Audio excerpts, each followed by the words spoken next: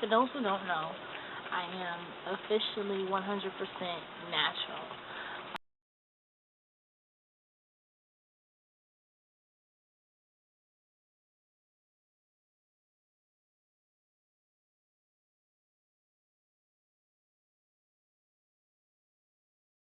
I have a YouTube channel that's dedicated just to that, and it's just too beautiful. JUSTCOOBEAUTIFUL.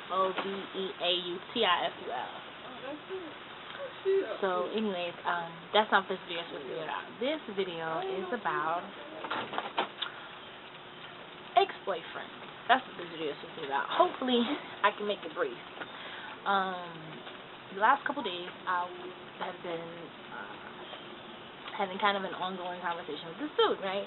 And so he's been telling me about his ex-girlfriend, and it made me not, full out go into the details about my past relationships, but, give him little tidbits of sentences that I've dealt with in the past. And it really made me think about the whole concept of having bad luck in relationships, because a lot of people say that. So I figure I would go through kind of analyzing, I guess, each dude that I've been attracted to in the past, and kind of realizing where I made my mistakes and hopefully learning from them. So, but just to be fair, I'll say the good and the bad, the abridged version, of course. So, my first semi-serious relationship was when I was 16 years old. I met this dude. He was 21. The good thing about him was that it really helped me to kind of reconsider what's important, because I had in my mind that I want this dude that's 6'2". I want him to be, a beautiful shade of brown. I want him to have his cuts in his chest, I want him to have that low cut with the deep waves, I want all these things. And with that dude, we had been talking on the phone for like a month or two before I ever actually met him.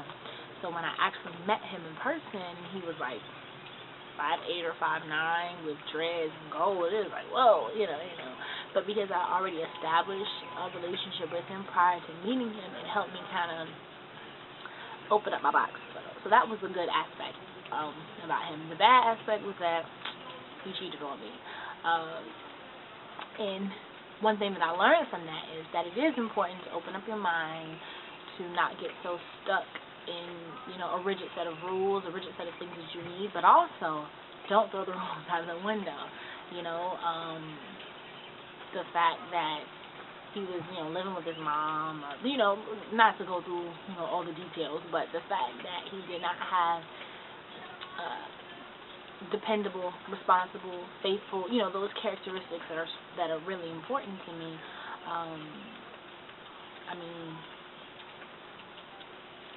My list of things that I want is extensive, but it's important to know which things to relax on and which things to hold firm to. So that's one of the things that helped me learn. It kind of introduced me to the idea, but I'm still struggling with that idea. But I'm much better than I was then. After that was a very serious relationship that I was in for it was one of those on again, off again type deals.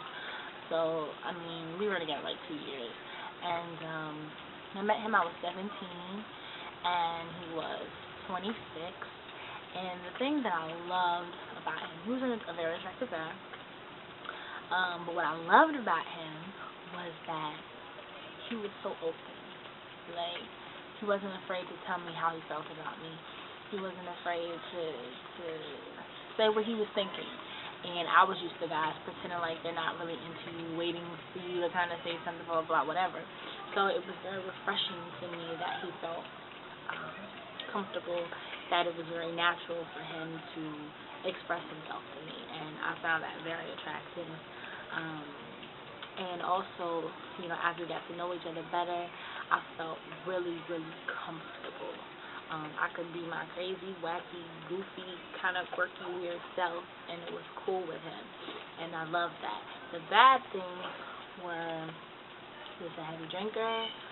And it's not so much that he was like drunk, it's just that he couldn't hold his liquor. So whenever he did drink, he would throw up, he would act weird. Um, and then I found out later that he was taking like X pills, and then um, I found out later that he had a felony on his record, which he had done, which I knew about, but he made it seem as though it was like, I was a kid, like I was 16, and it had only been like 2 or 3 years ago.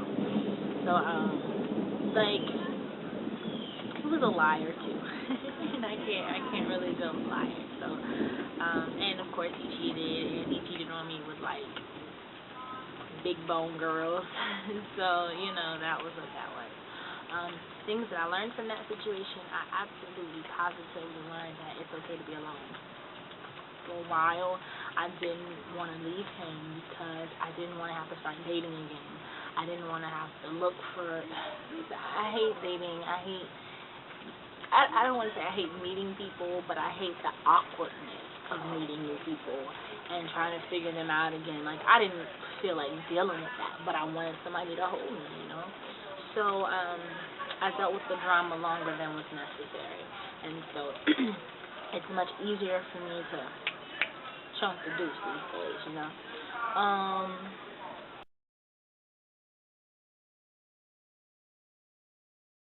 I haven't dated because the guys that approach me are freaking stupid. Like, they say something dumb, or they look dumb, like their pants are hanging off themselves, and I can't deal. I really, really, really can't deal with that. And anyway, so I want. What was I saying? Oh, so my problem is I either want to be 100% in a relationship. We're working on this thing. We're doing this thing. We're moving forward together. Or I want to be by myself. Don't look at me. Don't give me a number. Don't ask for my number. Don't touch me. I'm doing my own thing. And it's like I have no in between. And I was thinking, well, maybe I should just date around. Maybe I should just, have a friend, blah, blah, whatever. But it's really not me. It's really not what I do. And I've never been the type of chick that can, date several guys. Like, I just think it's pretty gay. Because, I don't like a lot of people, and people really get on my nerves. And when I do find somebody that I like, I want to invest in that person. And I don't want to be investing myself in more than one person. And I certainly don't want to be sleeping with more than one person. And so, it presents a problem. So, I guess the question is, where am I now? I've dealt with all these different dudes, and I've learned a lot of valuable lessons, from each one, and it's kind of like, well, where does that put me? It puts me in a place where I understand the value of companionship, and I understand the role of a woman, and I definitely know what I want, but it's difficult to find someone who has the same values that I have, who is looking for the same things that I'm looking for, and it's like, I don't want to be with somebody who is saying, hey, I could see myself getting married, but when I'm like 30, like that's not me.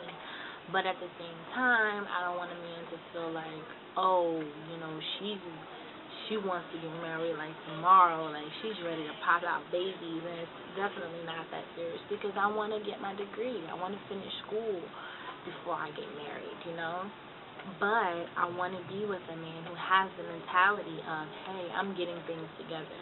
I'm setting money aside. I'm doing things that I need to do in order to prepare myself financially and mentally for a wife.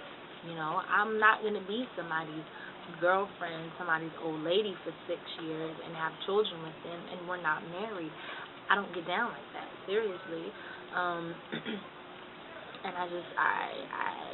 I don't want to put myself in that type of situation because that's just not for me.